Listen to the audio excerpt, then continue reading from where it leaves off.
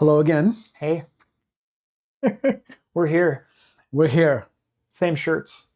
Exactly Yeah, the same shirts. different episode, but same shirts. Yeah. Yeah.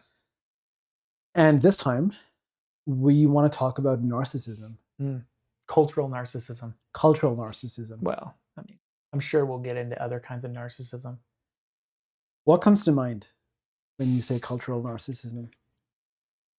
What comes up for me immediately is how I don't want to get into the kind of nuts and bolts and descriptive elements of narcissism and like kind of pathological definitions and whatnot.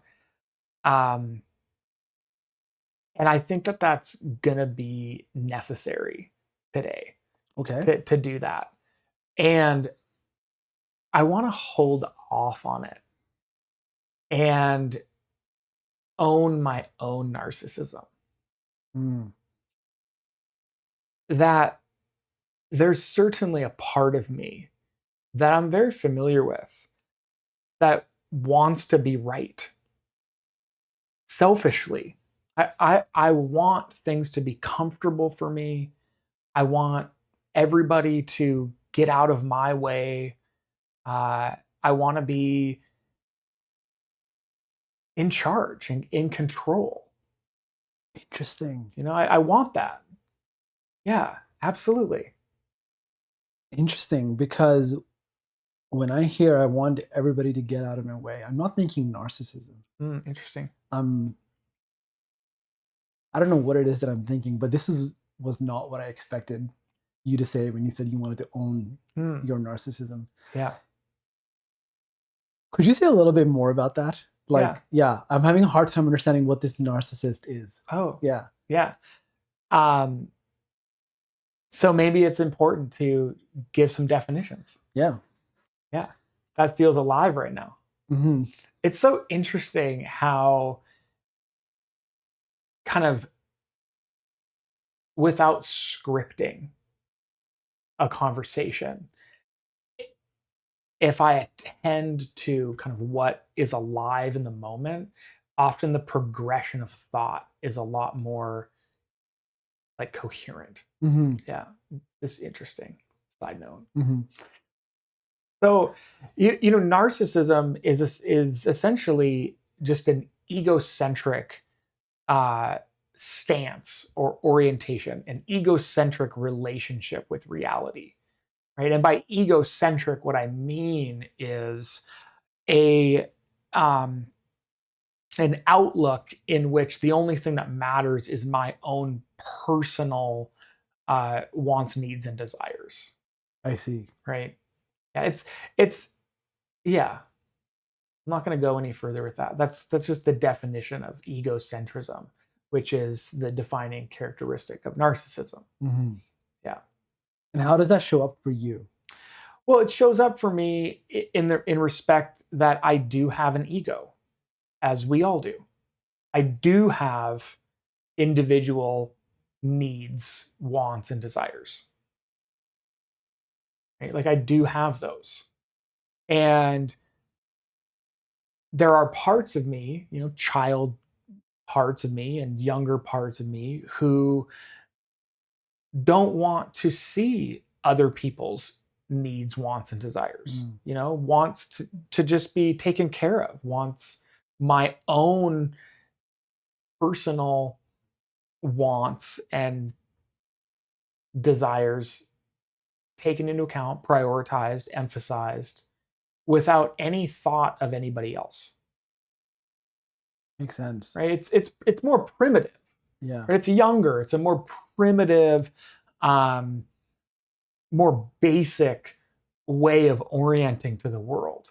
It's often more frustrating because the world doesn't really cater to my every whim very often. I find it very relatable to hear how your child parts kind of characterize your narcissistic elements. It ease. I feel like I'm put at ease when I hear the person that I'm sharing the room with talking about his own narcissism, because I feel like I don't have to be on guard. Oh, that's so interesting that you'd say that, because I think there's this story that I have in our culture right now that narcissism is something that, like, we totally need to be on guard about. Constant, like, we're hearing about gaslighting and pathological narcissism and toxic masculinity, which kind of goes hand in hand, and things like this. So I'm curious, when you say that, like, you like don't have to have your guard up, when I voice this and name this, how is that for you? Like, what does that actually mean for you? What it means to me, if you're being open about your narcissistic parts, what that means to me is that you're not playing a game with me. Mm-hmm. You're being honest about it, Mm-hmm. and open about it, and transparent about it. Mm-hmm. And that automatically for me means no game is being played. Everything is out there for me to consider and to leave if I want. Right? Yeah. You're putting me in a position of choice. You're empowering me by sharing your inner world. And that's why I feel like I can drop my guard down. Yeah.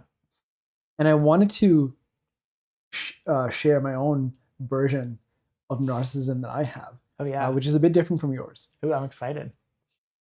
My version, I think, is tied to the value of significance. I feel like I have this need for significance. Okay. And I want to be not only significant to my lovers or my close friends. I also often find myself wanting significance in a room full of people. Even when I have nothing to show for it, like, I just want to be significant. I don't want to be nobody in that room. And that's how narcissism shows up for me. Yeah. Oh yeah. And I'm curious to hear the impact of that on you, because I've never shared this with you. Oh, I find myself, like, really warming to you and feeling way more connected to you. Yeah, I can relate. Definitely. And that feels like a relief to me. Yeah, I get really curious about what's it like for you. How does that come out? How does that manifest for you?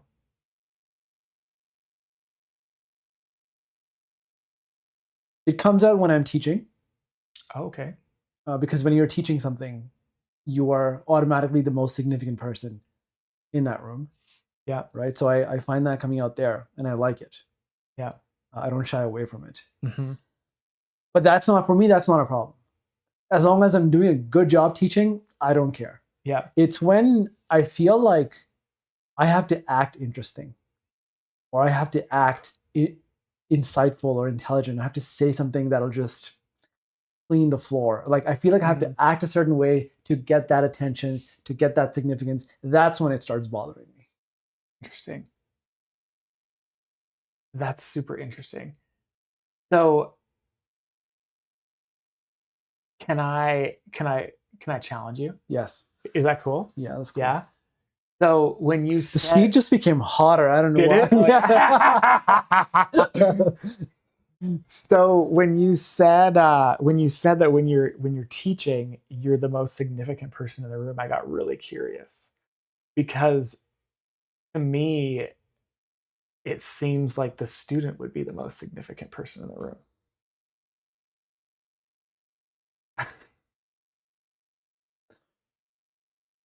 I'd like to know more about that. It's like my brain can't even be like, what? Oh, it's so curious. How do you, so it seems like that's how you view the world, or how you view the classroom setting. I'd like to know more about that. Yeah, well, to me, it seems like if I am teaching material, then the only reason that I'm there teaching is for the benefit of the student. Like, I've already learned this material. And so without the student, without somebody who's interested in this material, I'm obsolete. Like there's no need for, maybe not even any need for this material. But certainly not a need for it to be taught.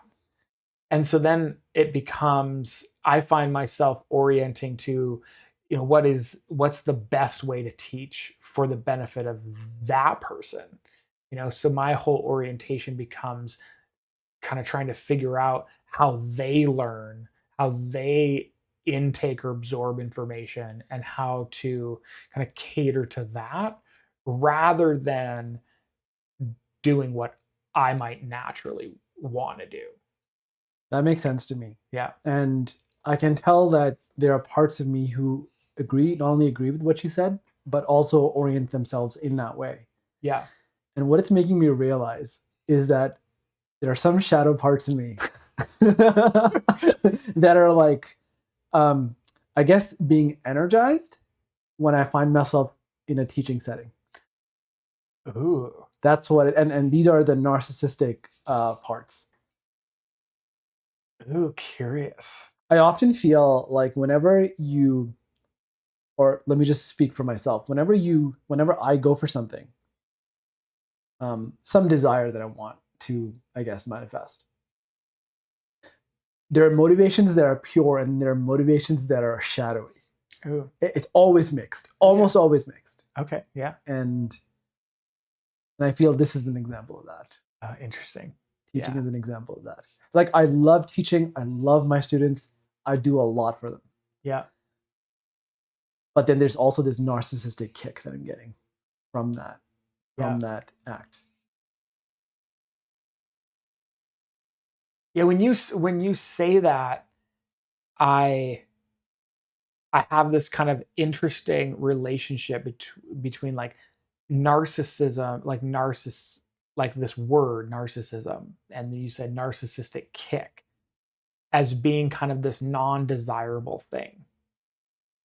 And then I simultaneously had this idea, this kind of arising in me of, well, is that an inherent occurrence? Like I was kind of trying, like seeing if I could try that on.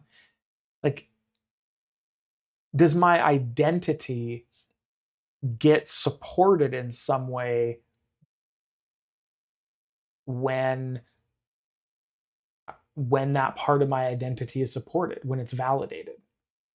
And I would say, okay, yeah. And I think that's maybe well, it happens for sure. Yeah, I mean, it happens for me. I'm sure. I would argue it as to whether it's universal. Mm-hmm. It seems in this moment to be an aspect of how our identities are supported, is through validation in certain domains in our lives, certain roles that we play, which is neither good nor bad. It's simply an occurrence that does happen and part of our identity and ego structure, like the scaffolding that kind of builds our sense of this waking life. So what I'm hearing from you and what I'm realizing is that I'm demonizing when that happens for me. Yeah, that tracks. That tracks for me. I'm curious, is that true? Yes. You are okay. Yeah, I feel I'm treating it like something unwanted. Yeah. It's a kick that I'm not in, that I don't want. That you don't want. Yeah. It's there, but I don't want. Ooh. I'm curious what would happen if we welcomed it. We love welcoming things.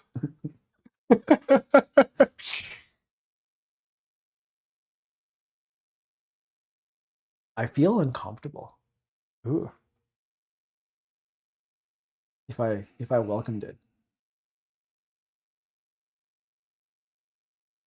I would even be uncomfortable if it was just you and me.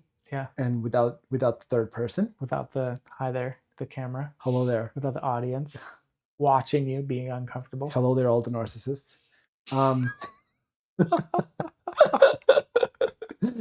No, the narcissists aren't actually watching this one. Guaranteed. Yeah, I feel I'm revealing something about myself, something that even I don't want to see, and that what makes it uncomfortable, Oh, interesting. and something I don't want you to see. Ooh. Yeah, or I did not want you to see up until now. Ooh. If I close my eyes, does that make me feel better? Not at all.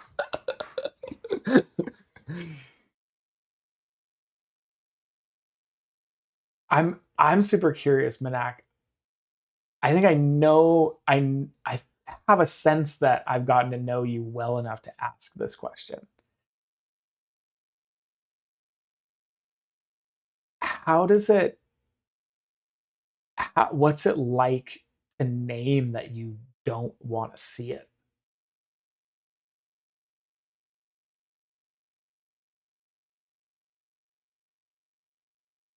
Ooh, good question.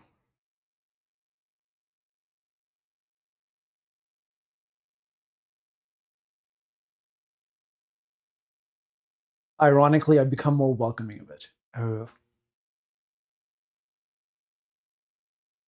I've heard this joke that the way men interact, as compared to how women interact, Mm-hmm. is that they tell each other nasty things, Mm. and then they're ready to bond. Interesting. And that's what I'm reminded of. It's like I need to like get things out of the way. I need to tell you I don't like you for me to even have a conversation with you. Oh, interesting. So I feel like by naming that I don't want to see it and I don't want anyone else to see it, I've acknowledged that it's there and I'm warming up to it. Yeah. Curious. I love it.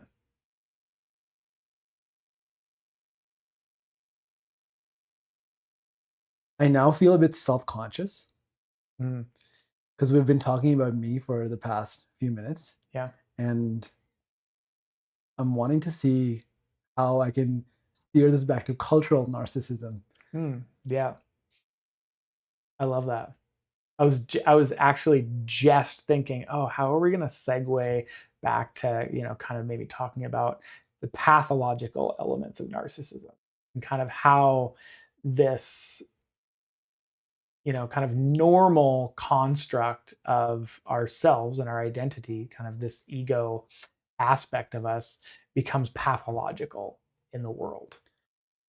Really, before we go there, can we? You've defined what narcissism is. Okay. Could you define what cultural narcissism is?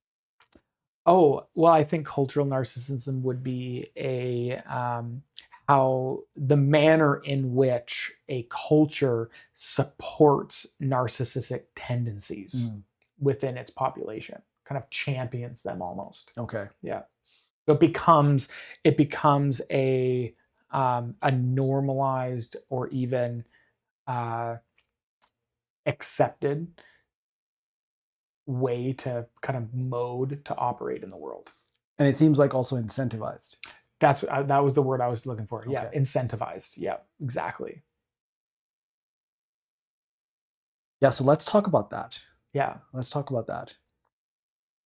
We mentioned an example in our previous episode about people in the health and wellness space or in the spirituality space selling courses and products. Yeah. And I'm guessing like that is one of the top examples for. I mean, I would not say that actually. Okay. I actually think postmodernism in academia is probably the number one example. And I studied postmodernism in college, and so I think I have some experiential history to be able to state that claim. Okay, so now I need another definition from you. Yeah. Postmodernism. Oh yeah. So postmodernism. How would I easily define that?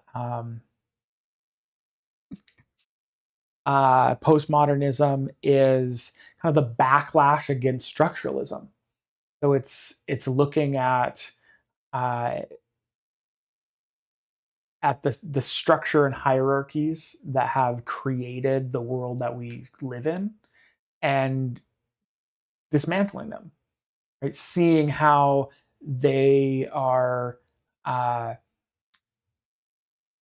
how they are culturally relative, religiously relative, ethnocentrically relative, and that history is not a matter of truth and facts, it's a matter of perception, and looking to um, incorporate all of the different stories that uh, that human beings have, in terms of mapping out reality in order to build a more inclusive and diverse reality.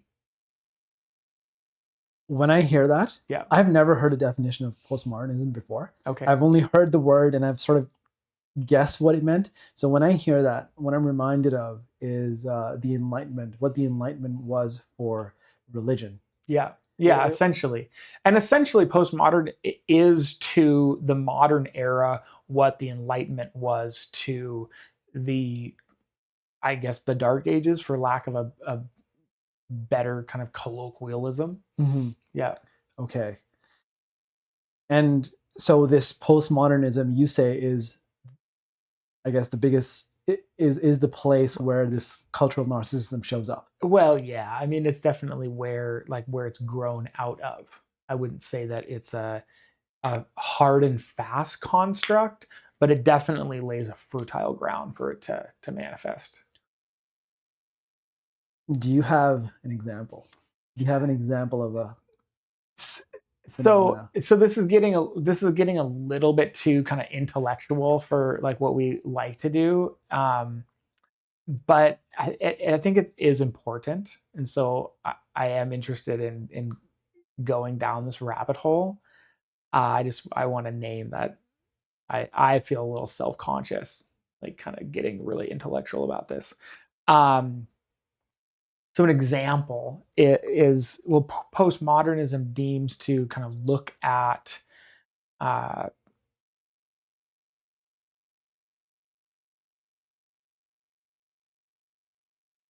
okay, yeah, maybe I would say that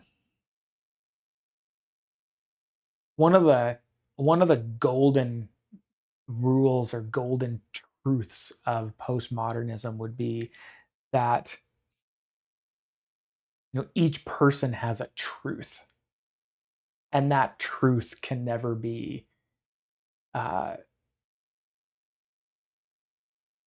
I think strictly like, in an academic sense, in kind of reading the literature over the years, like Foucault and Derrida and like Rousseau and stuff like that, um, we would say that every person has a truth, has their truth, and that truth can never be understood, okay, by another person.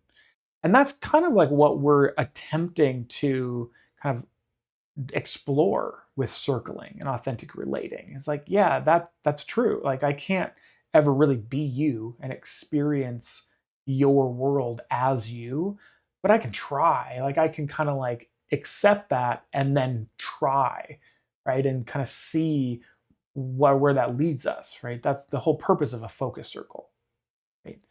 Now, that's kind of how the orientation to subjectivity is oriented in the academic language.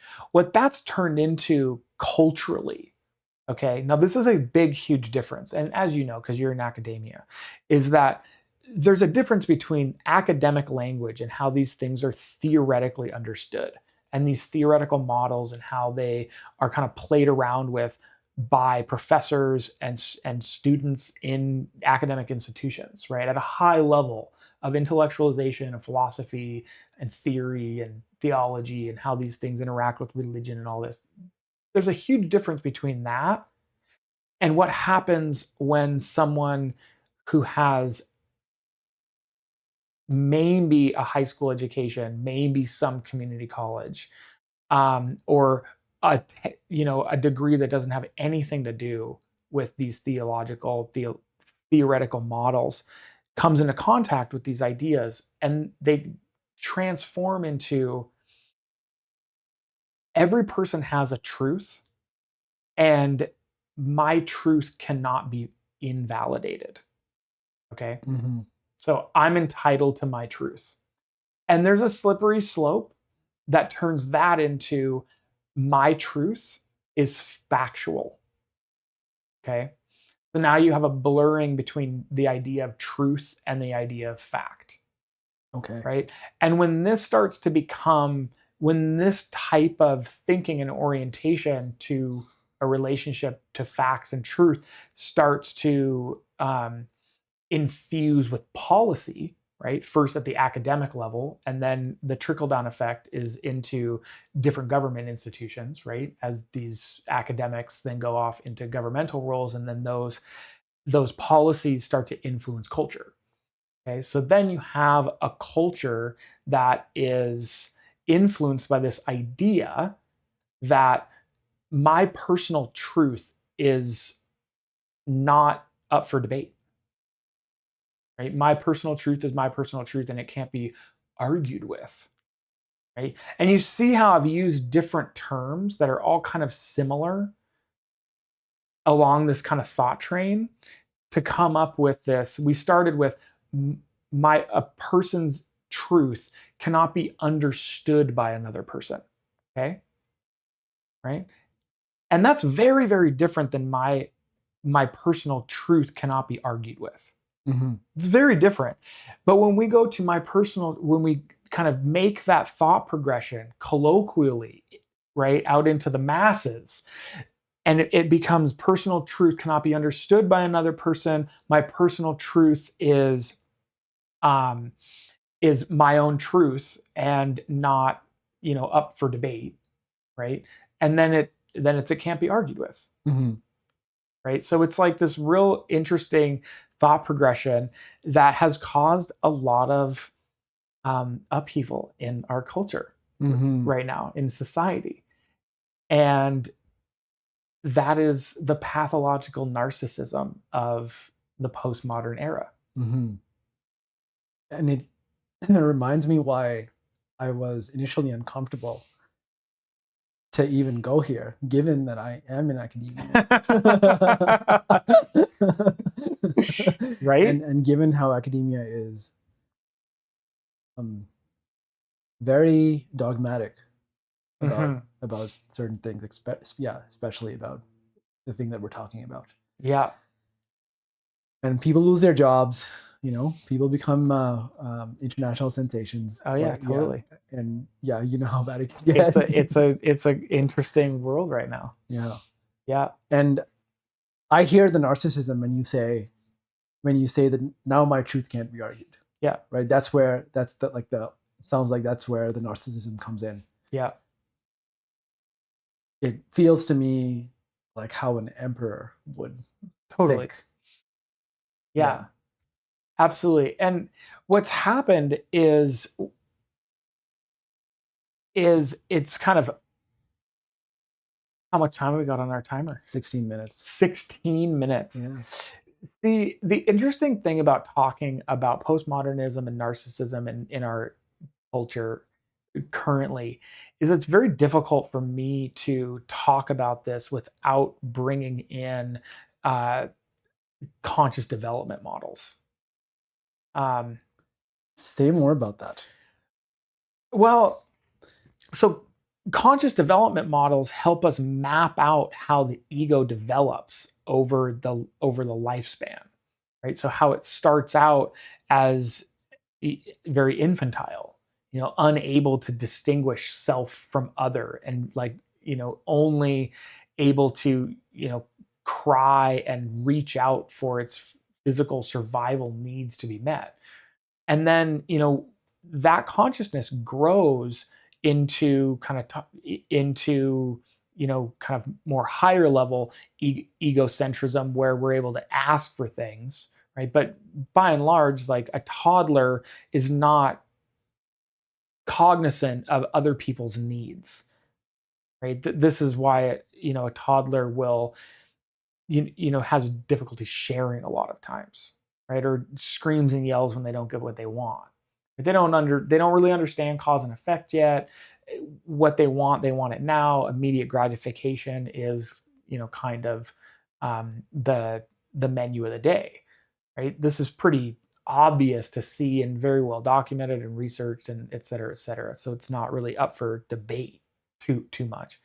And then as we learn and grow as part of a family system or a community system, we learn ethnocentric values, which are the values and modus operandi of a group. Right. So then we understand how our needs and our wants and our desires are all part of kind of a group collective. Right. So this is ethnocentrism.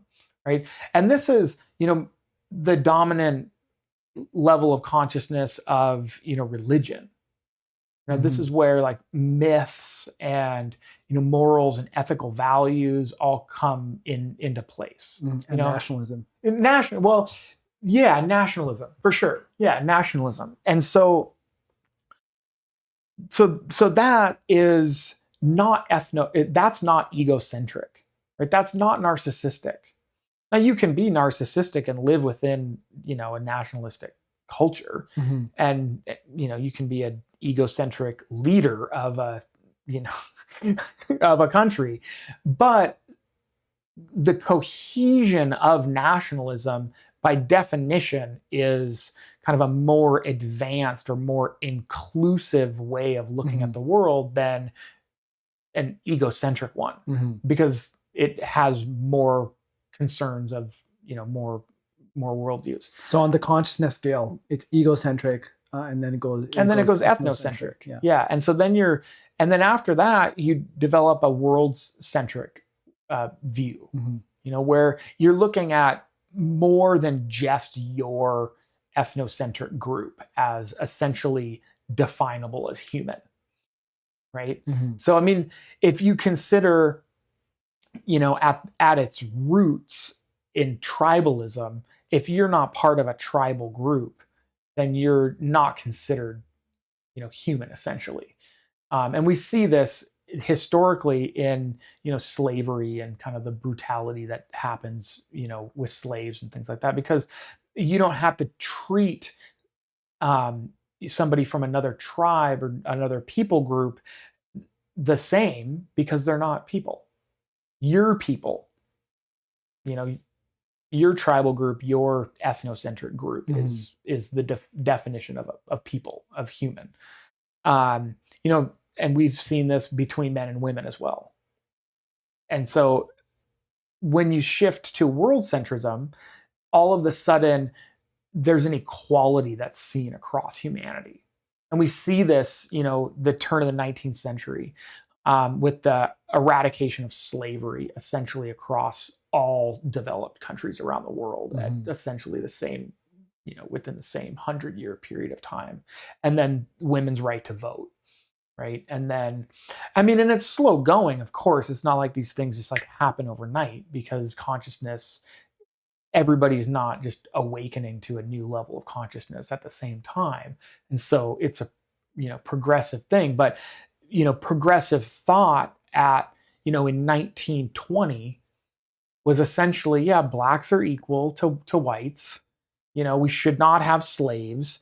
And okay, we're coming around to women can vote.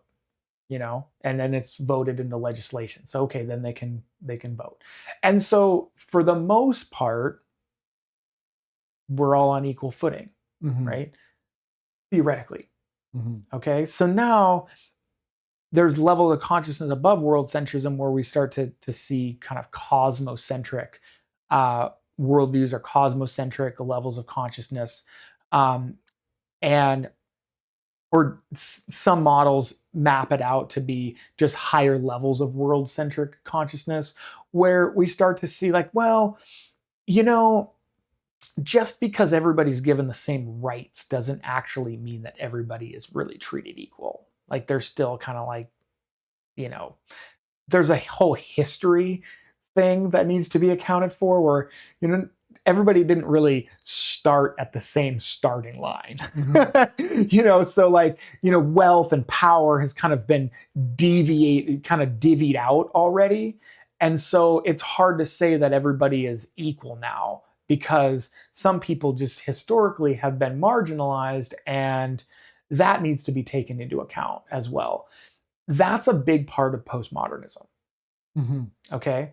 So I've heard it described that the major difference between postmodernism and modernism is, and modernism would be like the first world centric level of consciousness. And so the difference between modernism and postmodernism is that modernism sees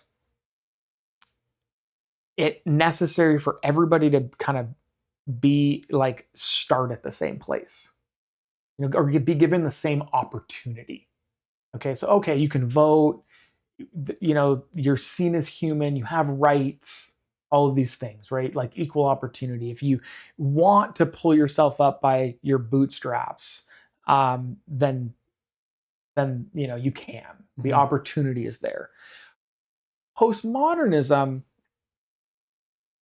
and postmodernism says that's not enough. Okay, equality is not just about the starting line. Everybody should be finishing at the same place too. Okay? Right? So the interesting thing about that is that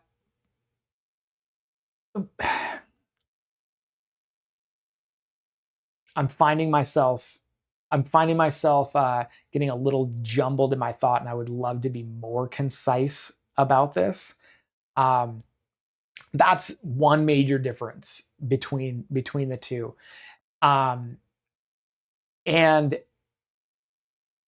higher levels of consciousness out, like past postmodernism, can look back and say, oh yeah, that's legitimate, but it's not really, like, we kind of have to have both of those. We have to address that, like, the starting line needs to be the same, and the end line, that we're not all going to end up in the same place. Like, that's just impossible. Like, there's just too many factors, there's too many variables, there's too many differences in wants and needs and goals and values and all that stuff to even begin to make everybody end up the same. However, there are legitimate factors along the way that are realistic to appreciate. Can I stop you right there? Yeah, please. Just so that Thank you. I'm following here. Equality of opportunity is a modernism tenet, Yes. right? And it's the equality of outcome is the postmodern tenet here. Yes. And what you're saying is that this consciousness model that encompasses both of these says that the equality of opportunity is good, Yeah. like doable, and equality of outcome is unrealistic.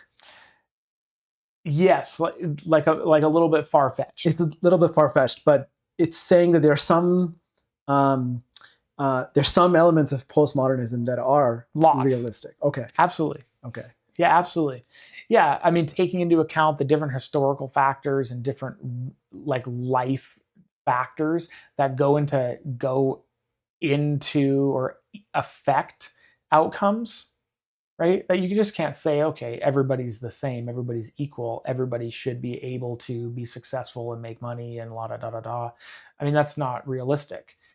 Because you go to an inner city school and all of a sudden you see that the educational opportunities are drastically different. You see that the relationships between families are drastically different.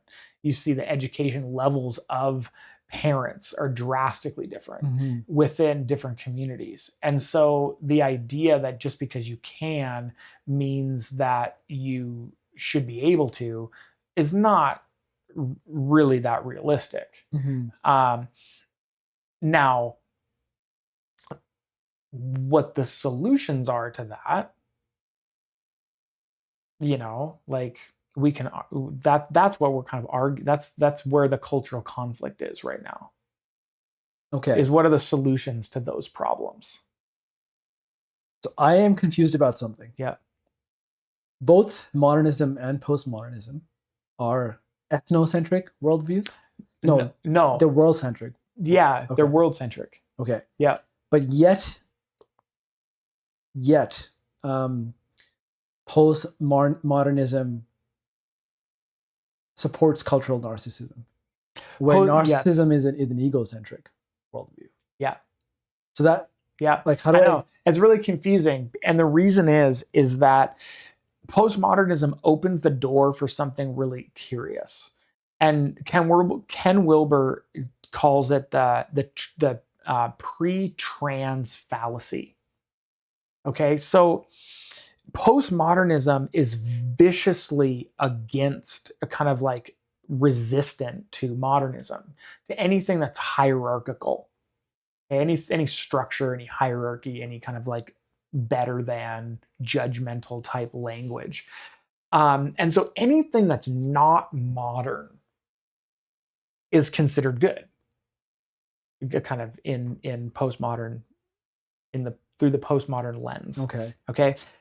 And so what it does is it elevates anything that's not modern to transmodern.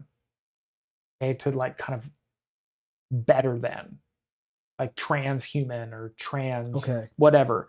Um, yeah, like past, right? Past that. So, but it opens the door to all these previous less developed modes of operating to be considered trans, I see. right? So to be considered transmodern, right, or Okay. transhuman, Gotcha. right? So all of a sudden we see egocentric tendencies and myth and magic and things like this elevated to the status of postmodern, transhuman, right? These things that are considered, they're considered uh, very, very progressive, Mm-hmm. right? Whereas they're, and when they're maybe not. Okay. Mm-hmm. So this is how kind of narcissism gets elevated into a a place of priority. In that anybody's truth is their own truth. It's unarguable. You can't argue with anybody's truth. So if I all of a sudden, want to say that, I mean, any story, any myth, or any thing that I want to believe in is, factual. It's just factual for me. It's not arguable. It's not up for debate or test or anything like that. What I'm hearing from you is that postmodernism, there are elements in this philosophy that are realistic and are good. When I say good, I mean for the betterment Yeah, of us collectively. absolutely. And but yet it seems like it's amplifying certain shadows. Yeah, And narcissism is one of those shadows. absolutely.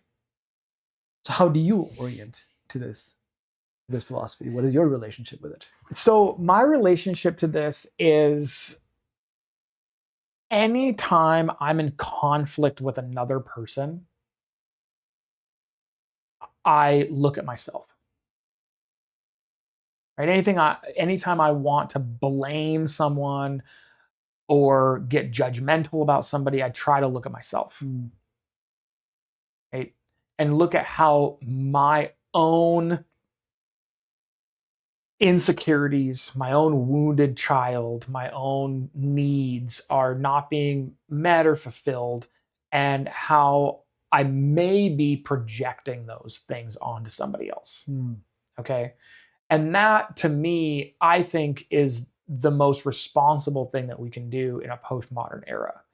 Because the the least responsible thing that we can do is use psychological language and jargon to support us being right.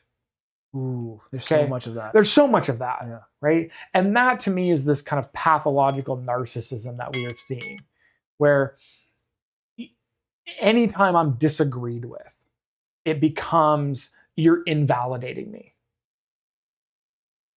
That's not necessarily true. And that is so disconnecting. It's so disconnecting. Like, no wonder loneliness is one of the biggest problems Yeah. right now. And this is driving us to that. Yeah. And it's amplifying the pain. Yeah. Absolutely. I mean, and there's questions that I, asked too and am very curious about within this world of kind of narcissism, because it's very much like a catchphrase, right? And the question is, well, if I'm constantly getting into relationships with narcissists, whose fault is that? Right? I mean, like, why am I getting into a relationship with narcissists? I mean, yeah, maybe it happens once in a while. I mean, pathological narcissism on an individual level is a thing, and it's dangerous and scary. Like, that's absolutely, it's real. And, it's like, fool me once, my bad. Fool me twice, it's starting to become a trend. You fool me 3 times, it's like, like I'm attracting something here, Yeah. And and it's like, am I an alcoholic? Do I drink excessively? Do I search for partners that allow that to happen? Like, what's the dirt on my side of the street here? I want to make a comment here. You were talking about like fool me once, shame on me, like something like that. Yeah. A funny version of that is once a philosopher, twice a pervert. Have you heard of that? What? No. It was by Voltaire. Okay. And what he means is if you try something once, you're just trying new things. You're a philosopher. But if you're doing it again, you like it. I love it, man. Oh, I'm gonna use that's very postmodern. Like, Voltaire is very postmodern. So yeah, absolutely, it fits. I love it. Anyways, I know I interrupted your thought, but you were talking about how when the way you're correcting this postmodern ethos in yourself is when you get into a conflict, you're looking at yourself first. Absolutely, 100%. That sounds very Jungian to me. That sounds very spiritual to me. Yeah.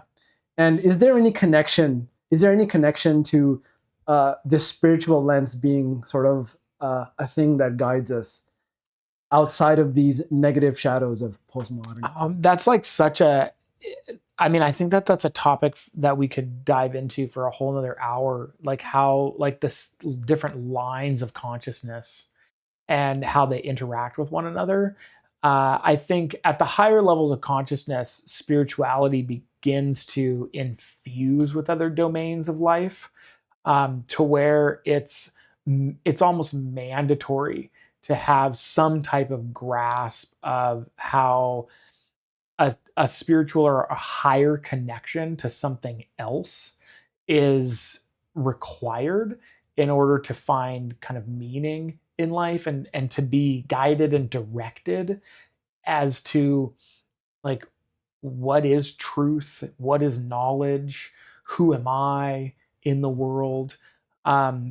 Yeah, questions like that.